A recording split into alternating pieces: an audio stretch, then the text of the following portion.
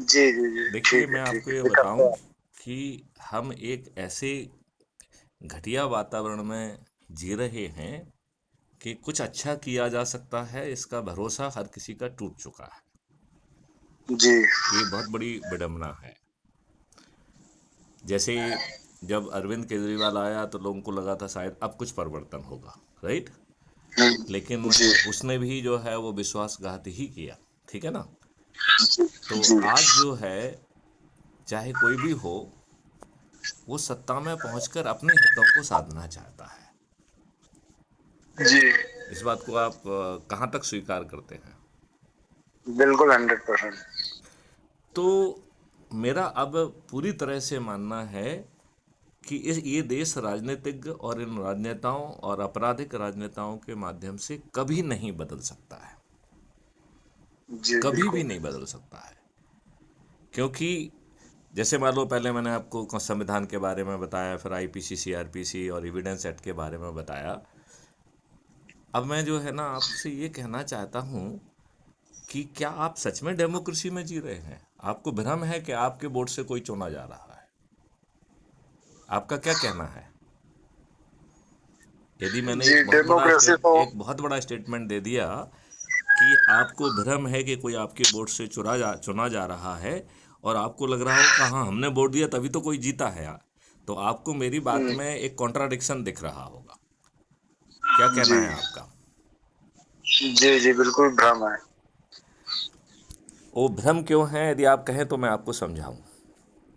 जी वो भ्रम इसलिए है कि आप कोई चॉइस नहीं कर रहे हो।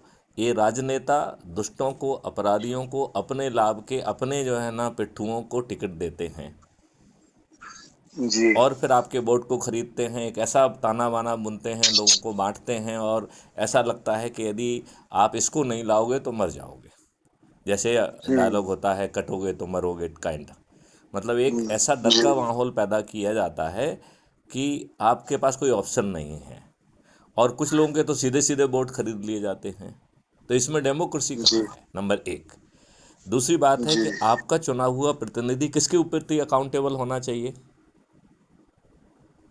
जनता के प्रति, जो आपके उसको प्रति, चुन रहे आप हैं, जिन्होंने चुना है उनके प्रति, हमारे क्योंकि वो प्रति। उनका जी रिप्रेजेंटेटिव है। एम आई राइट? जी लेकिन वो क्या आपका, आपके लिए अकाउंटेबल है? वो जीतने के दिन से नहीं। ही अपनी पार्टी का गाना गाने लगता है, और उसे अपनी फ्रीडम ऑफ चॉइस भी नहीं है। वो यदि अच्छा व्यक्ति भी है और आपके हित की बात करना चाहता है, तो एक घटिया कॉन्सेप्ट लाया गया है जिसे पार्टी भिप कहते हैं। तो उस पार्टी भिप के अधीन वो आप डिस्क्वालीफाई हो जाएंगे। हम्म, तो आप ये बताइए, जो व्यक्ति है, जो आपके वोट से चुना गया है, जैसा भी है, अपराधी है, दुष्ट है, जो कुछ भी है, आपने चुना है, तो उसे आपको रिप्रेजेंट करना चाहिए कि नहीं करना चाहिए? जी बिल्कुल करना चाहिए। आज कर रहा है क्या वो? नहीं कर रहा है। आप उससे मिल नहीं सकते हैं, वो सुपर वीआईपी हो गया है। जी बिल्कुल। आपको शायद ये जानकारी होगी कि 2004 के बाद जितने भी शासकीय कर्मी हैं, उनको पेंशन का हक खत्म कर दिया गया। ये जानकारी है आपको क्या? जी, हाँ है या नहीं है? है। है। तो फिर ये राजनेता सिर्फ शपथ लेने पे इनको पेंशन का हक बन जाता है, और 4 बार जी शपथ लिए है तो 4 बार पेंशन मिलेगी, जी राइट। पार्षद की भी मिल बिल्कुल। जाएगी, यहाँ पे एमएलए की भी मिल जाएगी, एमपी की मिल जाएगी। आपने अजित जोगी का नाम सुना है क्या? सुना तो है थोड़ा बहुत। ये एक आईएएस ऑफिसर रहे हैं मध्य प्रदेश कैडर के, और बाद में जो है ये छत्तीसगढ़ के सीएम भी रहे हैं। हम्म, इनकी पत्नी को आपको जान के ताज्जुब होगा कि उन्हें 7 पेंशन मिल रही है, ऐसी मुझे जानकारी दी गई है। हम्म, कितनी? 7। साथ। तो भाई इन्हें पेंशन का हक क्यों नहीं है भाई? सही बात। तो चलिए, मैं आपको भेजता हूँ। तो मेरा ये मानना है जी कि नेताओं से, राजनीतिक पार्टियों के माध्यम से और चुनाव लड़ने से भला नहीं होने वाला है। तो भला कैसे होगा? क्या आप ये जानना चाहते हैं? जी बताइए। भला होगा जिन लोगों ने अपने कर्म योग से जो जो कुछ भी कर रहे हैं उनको एक जगह पर इकट्ठा किया जाए, जी और उन्हें ज्ञान बांटने की ज़रूरत नहीं है। हमें उनको ये बताना है कि उन्हें अपने काम में क्या दिक्कतें आ रही हैं। तो मुझे कैसे मालूम होगा कि उन्हें दिक्कतें आ रही हैं? तो इसके लिए जब एक वो बताएंगे। नहीं, इसके लिए एक डिजिटल इंजन मैंने बनाया है, जो ओपन सोर्स में जो इन्फॉर्मेशन अवेलेबल है उसको जो है वो कंपाइल करता है, राइट? तो हमें जी मालूम होगा कि राम नरेश जी जो है इनको क्या काम करते हैं, इन्हें क्या दिक्कतें आ रही हैं, राइट? तो जी हम राम नरेश के पास पहुंचेंगे, कहेंगे भैया राम नरेश जी, आपने इतने इतने बड़े काम किए हैं, आपको ये दिक्कतें आ रही हैं, क्या ये सही है? और इसके अलावा आप और कौन सी दिक्कतों को महसूस कर रहे हैं जो मुझे नहीं मालूम है? तो आप बताएंगे कि हाँ ये भी है, ये भी है, ये भी है। और फिर यदि हम आपको कहें कि हम आपको जो आप कर रहे हैं उसको बेहतर ढंग से करने में, और जो भी आपके कंस्ट्रेंट, लिमिटेशन, परेशानियां हैं, इनको दूर करते हुए आपको आपके पोटेंशियल रियलाइज करने की यात्रा पर निकालने की क्षमता होगी, और वो भी बिना भारत सरकार से एक पैसा लिए, तो आप मुझसे जुड़ेंगे कि नहीं जुड़ेंगे? जी बिल्कुल जुड़ेंगे, क्यों नहीं राइट। जुड़ेंगे, हर कोई जुड़ेगा। अब ये मॉडल कह रहा है कि भाई साहब देखिए, मैथिली शरण गुप्त एक ठहरे पुलिस ऑफिसर, राइट? और वो शिक्षा से इंजीनियर हैं, लॉ भी किया है, पब्लिक पॉलिसी, सस्टेनेबल डेवलपमेंट भी किया है, डिजास्टर मैनेजमेंट, बहुत सारी डिग्रियां की हैं। लेकिन बेसिकली जो हम बात कर रहे हैं उसका अनुभव हमें नहीं है। हमें किसान की पीड़ा का अनुभव नहीं है, हमें ड्राइवर की पीड़ा का अनुभव नहीं है। लिहाजा जो व्यक्ति जो काम कर रहा है उसकी इतने वर्षों की तपस्या को इंटीग्रेट करते हुए हम उसकी समस्याओं को दूर करते हुए एक ऐसा अद्भुत भारत पैदा करने की स्थिति में आ गए हैं जहां भारत सरकार से ना तो एक पैसे की ज़रूरत होगी और ना एक पैसे जो है ना उनके नियम कानून भी बदलेंगे। मतलब आगे चल के ये सब होगा, लेकिन अभी नहीं करेंगे, क्योंकि अभी आप उनके पास जी जाओगे भी तो भी नहीं करेंगे। वो करेंगे क्या? नहीं करेंगे। नहीं करेंगे। तो हमारे पास फिर क्या विकल्प है? तो आंदोलन। हमारे पास बहुत छोटा सा विकल्प है कि लोगों को जोड़कर उन्हें लाभ पहुंचाओ, उनका एहसास बदलो, और जब वो जुड़ जाएंगे तो एक इंजन जो है जिसने जो जो काम किया है उसको मेरिट पॉइंट वो देता जाता है, राइट? और जी वो इंजन जो है एक मेरिट लिस्ट भी बना रहा है। तो यदि आपको याद होगा, मैंने कहा था कि एक राजनीतिक पार्टी का भी गठन किया गया है जो कोई राजनीतिक काम नहीं करेगी। आपको याद है मेरा ये स्टेटमेंट? जी जी जी जी नहीं, हैव यू, आपने ध्यान से सुना था याद क्या? है। जी जी बिल्कुल सुना था, याद है। तो ये इंजन क्या कर रहा है? ये मेरिट लिस्ट बना रहा है हर लेवल की, बूथ लेवल की, टाउन लेवल की, एमएलए के लेवल की, पार्षद के लेवल की, एमपी के लेवल की, राइट? जी आप दूसरी पार्टियों में जाके टिकट मांगते हैं, हम्म हमारे सिस्टम में आपको टिकट मांगने का हक नहीं है। तो जो हम्म मेरिट बन रही है, ये सिस्टम का इंजन आपके पास पहुंचेगा। तो थोड़ी देर के लिए यदि हम कल्पना कर लेते हैं कि राम नरेश निषाद जी जो है वो मेरिट लिस्ट में नंबर 1 पे हैं, राइट? तो ये सिस्टम राम नरेश जी के पास पहुंचेगा कि देखिए आपने इतने इतने काम किए, इस तरीके से आपको पॉइंट मिले हैं, आप मेरिट लिस्ट में नंबर 1 पर हैं, क्या आप चुनाव लड़ना चाहेंगे? हम आपको टिकट देंगे। हम्म अब राम नरेश निषाद जी कह रहे हैं कि नहीं नहीं, मैं तो भाई ये काम कर रहा हूँ, बहुत खुश हूँ, और मुझे कोई पॉलिटिक्स में कोई लेना देना नहीं है। तो फिर ये सिस्टम जो है राम नरेश निषाद जी को एक certificate of excellence, certificate of appreciation देगा, और फिर जो मेरिट लिस्ट में नंबर 2 पे होगा उसके पास जाएगा, 3, 4, जब तक वॉलंटरली मेरिट के अनुसार कोई एक्सेप्ट नहीं कर लेगा तब तक वो यात्रा आगे बड़ी चलती रहेगी। क्या इतनी बात जी समझ में आ गई है? जी जी बिल्कुल समझ में आ गई। राइट। तो इस सिस्टम में आप टिकट मांगने का हक नहीं है, टिकट खुद चल के आपके पास आएगा। तो आपका पूरा ध्यान जो है किस चीज़ पर रहेगा? आपका बिल्कुल ध्यान नहीं होगा कि मैथ्यूसन गुप्ता जी को चमची लगाई जाए। आपका ध्यान होगा कि अपनी मेरिट लिस्ट बढ़ाई जाए, जिससे हमें हमें घर बैठे चीज़ें मिलेंगी, हमें मैथ्यूसन गुप्ता की चमची लगाने की क्या ज़रूरत है। सही बात ये है। बात आपको समझ में आ रही है। जी और जब इतने सारे लोग जुड़े होंगे तो बिना प्रचार के राम नरेश निषाद जी आप जीत जाएंगे कि नहीं जीत जाएंगे। जी जी बिल्कुल जीत जाएंगे। और तब तक आपने ऑलरेडी मॉडल बना के रखे हैं कि कानून क्या होना चाहिए, ये क्या होना चाहिए, उसको डिबेट और एक्सेप्टेबिलिटी के साथ, क्योंकि वो मेरिट इंजन जो है इस तरीके की डिबेट भी क्रिएट करता रहेगा और उसमें आपके क्या विचार हैं वो सब भी करता रहेगा। और इसमें हमने एक ऐप के अनुसार जो है चुनाव व्यवस्था की कही है। तो आप कहेंगे कि साहब अभी ईवीएम मशीन ने पीछा नहीं छोड़ा और आप एक नई और भी बात लेके आ गए हैं। हम्म। तो मैं ये विश्वास के साथ कह सकता हूँ कि जो ऐप बेस्ड चुनाव होगा ये बहुत ज़्यादा पारदर्शी होगा, इसमें कोई गड़बड़ी नहीं की जा सकती है। तो आप क्या सुनना जी चाहते हैं कि कैसे काम करेगा ये। जी जी बिल्कुल बताइए थोड़ा संक्षिप्त में। जी, तो इसमें कई मॉड्यूल होंगे। इसका पहला मॉड्यूल है ऑथेंटिसिटी मॉड्यूल।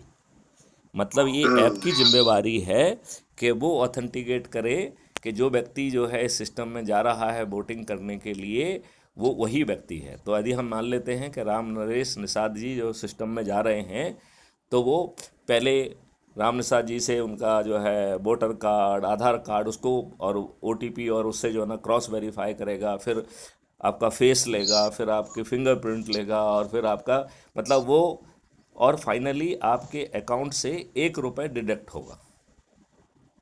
हम्म। राइट। जी तो यदि आपके अकाउंट से 1 रुपये आप डिडक्ट भी सक्सेसफुली करा पाते हैं तब जो है ये ऐप सर्टिफाई करेगा, आई हियर बाय सर्टिफाई कि you are mister Naresh Nishad. जी इतनी बात समझ में आ गई। जी अब ऑथेंटिसिटी के बाद मतलब इसका मतलब इसके पहले आप घुस ही नहीं पाएंगे। राइट। जी अब इसको जी इस ढंग से बनाया गया है कि हमें तो मालूम है कि हम दुष्टों के देश में रह रहे हैं, गुंडों के देश में रह रहे हैं, जहाँ बम फोड़े जाते हैं, जहाँ डराया जाता है, जहाँ पे जो है ना क्या हो जाए कोई भरोसा नहीं। तो हमें ये सुनिश्चित करना बहुत ज़रूरी है कि क्या राम नरेश निषाद जी कहीं ऐसा तो नहीं है कि इनके बीवी बच्चों को एक कमरे में बंद करके और उनके ऊपर पॉइंट जो है ना रिवॉल्वर पॉइंट पे राम नरेश जी से कहा जा रहा है कि आप वोट दो आप। हम्म। तो ये ऐप ये टेस्ट करेगा, इसके पास ऐसे मॉडल्स होंगे कि कहीं आप किसी अवसाद में तो नहीं हैं, कहीं आप पे कोई प्रेशर तो नहीं है, कहीं कुछ तो नहीं है। जी अच्छा, अब मान लेते हैं कि उसने असेस किया उस ऐप ने कि नहीं आप तो किसी कष्ट में हैं, तो वो कहेगा mister Nishad I can figure out कि आपके साथ कुछ कुछ गड़बड़ चल रहा है, लिहाजा आपको जो है अब वोटिंग में आगे प्रोसीड अभी नहीं करना है। राइट।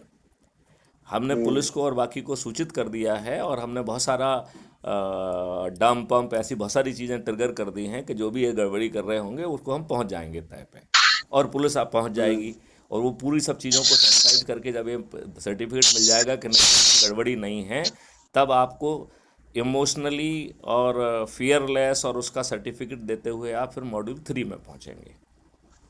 ठीक है। हम्म। जी तो मॉड्यूल 3 का काम ये है कि वो आपको ये बताना चाहता है कि ये कैंडिडेट हैं, इन कैंडिडेट का जो है चरित्र क्या है। ठीक है ना। तो वो आपके बारे उनके बारे में पूरी इन्फॉर्मेशन देगा, information about their asset liability crime, ये वो जितने भी हैं उन सब के बारे में आपको एक एक करके इन्फॉर्मेशन देगा। और ये चुनाव आयोग की जिम्मेवारी होगी कि इस आधार पर एक ओपन प्लेटफॉर्म पे ग्रिलिंग होगी आपकी कि आपका तो ये एसेट लाइबिलिटी है, या आपने एसेट कैसे बना लिया, ये आपके पास क्रिमिनल रिकॉर्ड है तो आपने ये क्राइम किया है। और फाइनली आपसे पूछा जाएगा कि आप तो पहले भी जो है ना एमएलए एमपी रहे हैं, तो आपके परफॉर्मेंस कार्ड पे भी आपको ग्रिल किया जाएगा। और फिर 5वें पॉइंट में जो है ना आपसे कहा जाएगा कि अच्छा बताइए आपको क्यों चुना जाना चाहिए, आप क्या करेंगे पब्लिक के लिए। राइट। तो जब सभी जी कैंडिडेट की ये जानकारी वो देख लेगा तब जो है ऐप आपको सर्टिफिकेट देगा कि you are informed voter. Hmm. Clear. फिर उसका जी नेक्स्ट मॉड्यूल है वोटिंग मॉड्यूल। तो जब ये 4 चीज़ें आप पार कर जाओगे तब आप वोटिंग मॉड्यूल पे आप जा पाएंगे। इसका मतलब है बिना सूचना के आप वोट नहीं दे पाएंगे। ठीक है ना। जी क्लियर? जी राम नरेश जी, आप मेरे ख्याल से समझ पा रहे हैं जो बात मैं कह रहा हूँ? जी जी, समझ पा रहा हूँ। समझ पा रहे हैं। तो फिर अब जो है वोटिंग में पूरी वोटिंग विंडो खुली होगी, जितने भी कैंडिडेट होंगे उनका सब उसमें डिटेलिंग होगा, आप उसको सिलेक्ट कर पाएंगे। आज तो जो है जी उसमें नाम और ये सब डिटेल और पार्टी सिंबल वगैरह रहेगा। भविष्य में पार्टी विहीन प्रजातंत्र में हम जब जाएंगे तो पार्टी की जगह आपका चेहरा ही आपका सिंबल बन जाएगा, तो कोई पार्टी नहीं रहेगी। नेशनल इंटरेस्ट को सबको जी सर्व करना है, तो फिर पक्ष और विपक्ष क्यों चाहिए? जी भाई आप ग्रिल करो। देखो अभी क्या हो रहा है कि पार्टी के कारण आप जो है ना किसी चीज़ को क्वेश्चन ही नहीं कर पा रहे हो। जब पार्टी विहीन जी, प्रजातंत्र बिल्कुल। होगा तो आपको आप बात कह पाएंगे, क्योंकि ना पार्टी व्हिप होगी ना कोई आपको रोक पाएगा। आपके दिल में जो उसके ऑब्जेक्टिव व्यू है वो आप दे पाएंगे, और आपको सुनने के बाद और बाकी लोगों को सुनने के बाद ही कानून कानून पारित होंगे, होंगे कि नहीं होंगे? जी बिल्कुल। तो इसमें जैसे ही आप वोट करेंगे, अच्छा वो हर दिन ऐप आपको रिमाइंड कराएगा, क्योंकि वोट करने की 45 दिन का विंडो रहेगा। और एक एक हम आपको मॉड्यूल बताना और भूल गए कि जब वो आप इन्फॉर्म वोटिंग हो जाएंगे तो वोटिंग मॉड्यूल खुलने के पहले एक मॉड्यूल और है कि you are in a secluded place. तो आपको अपने कैमरा को घुमा के दिखाना पड़ेगा कि आप जहाँ पर भी हैं वो चारों तरफ से बंद है, सिटकनी लगी हुई है, और आपके अलावा वहाँ पर कोई जो है और व्यक्ति नहीं है। तो पहले उसने आपको इमोशनल और डिस्टरबेंस नहीं है, फियरलेस है, वो सर्टिफिकेट दिया हुआ था। अब वो कहेगा कि I declare your place as a booting place, right? Booth booth, right? तो बिना जी बूथ के तो आपकी जगह ही वो बूथ बन गई, और फिर वोटिंग विंडो खुली, और फिर उसमें आपने इलेक्ट किया। जैसे ही आप इलेक्ट करेंगे तो आपको भी जो है उसका एक वोटिंग स्लिप पहुंचेगी, जिसमें आपकी आइडेंटिटी की जगह क्यूआर कोड लिखा होगा, जिसे आसानी से किसी डिवाइस से नहीं पढ़ा जा सकेगा। और जो आप टिकट जिस पार्टी को भी देंगे उस पर किस पार्टी को टिकट दिया वो भी आएगा, और साथ में अप्रिसिएशन होगा कि mister Ram Naresh Yadav, you have done one very responsible act of voting.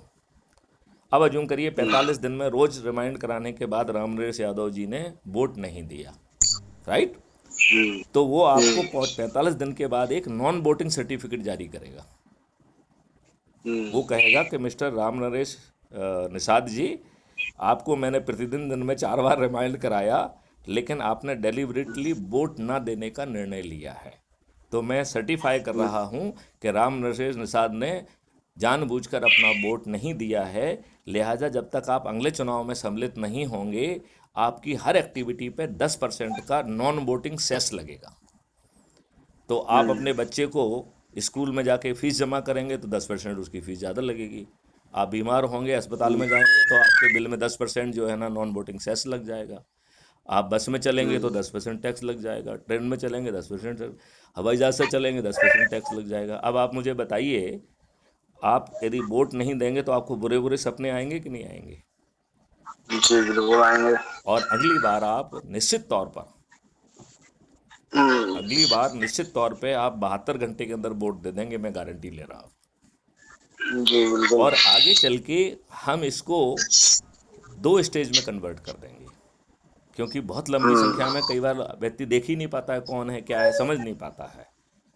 तो जी आगे चल के ये वोटिंग 2 चरणों में हो जाएगी। पहले चरण को कहेंगे शॉर्ट लिस्टिंग ऑफ कैंडिडेट। तो जो 4 लोग सबसे अधिक वोट पाएंगे उन्हें उनको शॉर्ट लिस्ट कर लिया जाएगा, और फिर उन्हें 15 दिन का समय मिलेगा कि वो इसी तरीके से अपनी पूरी बातें करेंगे, और उसकी वीडियो रिकॉर्डिंग होगी और वो इन्फॉर्म्ड वाला वोटिंग के उसमें चली जाएगी। और फिर जो है आप एक फाइनल वोट करेंगे तो 4 में से एक व्यक्ति चुना जाएगा, और उसमें नॉन वोटा पोटा भी, वो नोटा भी रहेगा। तो यदि आपने नोटा को चुना या नोटा जीत गया, राइट, तो सभी कैंडिडेट जो है वो आने वाले 10 साल के लिए वो इन्हें डिसेबल कर दिए जाएंगे, वो कोई चुनाव नहीं लड़ पाएंगे। आप बताइए, इस पूरी व्यवस्था में आपका खर्च जीरो हो गया कि नहीं हो गया? जी आपके पुलिस और प्रशासन के ऊपर भार जीरो हो गया कि नहीं हो गया? जो आज हम जी हर इलेक्शन में 50,000 करोड़ रुपए खर्च कर रहे हैं पब्लिक को सबका मिला के, वो बच जाएगा कि नहीं बच जाएगा? अभी जो चुनाव के जी चक्कर बिल्कुल में जो है बचेगा। जो हमारे जनप्रतिनिधि हैं वो काम ही करना बंद कर देते हैं, फिर ऐसी इसकी ज़रूरत नहीं होगी। जी तो क्या आप चाहते हैं कि भारत में ऐप बेस्ड चुनाव जो है, जो पूरी तरह से सुरक्षित और जिसमें किसी भी तरीके की गड़बड़ी नहीं होगी। और एक चीज़ और भी बता दूं मैं, इसमें पेपर ट्रेल की भी व्यवस्था होगी। तो इलेक्शन कमीशन में एक बड़े हॉल में पूरे देश भर के जो है ना राज्यों का वो रहेगा, फिर राज्यों को जिलों में, जिलों को बूथ में, और उस बूथ में आपकी पेपर ट्रेल भी आएगी। तो केवल जो है विशेष परिस्थितियों में सुप्रीम कोर्ट या कोर्ट या चीफ इलेक्शन कमिश्नर की जो है ना आदेश से ही पेपर की वोटिंग वो काउंटिंग हो सकती है। और जी क्योंकि आपको भी पेपर की जो है ना डिजिटल स्लिप मिल रही है, लिहाजा यदि किसी को डाउट होता है तो वो डायरेक्टली जो है ना उन लोगों को जो है ना मैसेज करके उनकी वोटिंग स्लिप को जो है ना पूल कर सकता है। तो हमारी टेक्नोलॉजी से लेके हर चीज़ पे डिपेंडेंसी जीरो हो गई है और ये पूरा चुनाव पारदर्शी होगा। जी। राम नरेश जी, आपने मुझे सुना, आपकी क्या प्रतिक्रिया है? नहीं, बढ़िया सिस्टम है सर, बढ़िया, ठीक है। इससे पारदर्शिता भी बनी रहेगी और विश्वास भी बनेगा और जवाबदारी भी बनेगी, सारी चीजें ठीक है। तो चलिए इसी के साथ इस वार्तालाप को विराम देते हैं। और मैंने एक वीडियो जी तो वो ऑलरेडी डाल दिया है, हम 2 और डाल रहे हैं, उसे आपको इसी चैनल जी पर मिल जाएगा। और मेरी आपसे प्रार्थना है कि आप यूट्यूब चैनल को सब्सक्राइब करिए, जिससे आप इसका हिस्सा बन सकें। और जी जी, बिल्कुल जो बिल्कुल। उसमें ऐप को डाउनलोड करने का है, वो ऐप से भी आप जुड़ जाइए, तो आपके पास सभी फीड पहुंचती रहेंगी और आप अपने कमेंट भी उसमें लिख जी पाएंगे। जी, ठीक है सर, ठीक चलिए, है। जय हिंद, जय भारत, वंदे मातरम, जय गुरुदेव।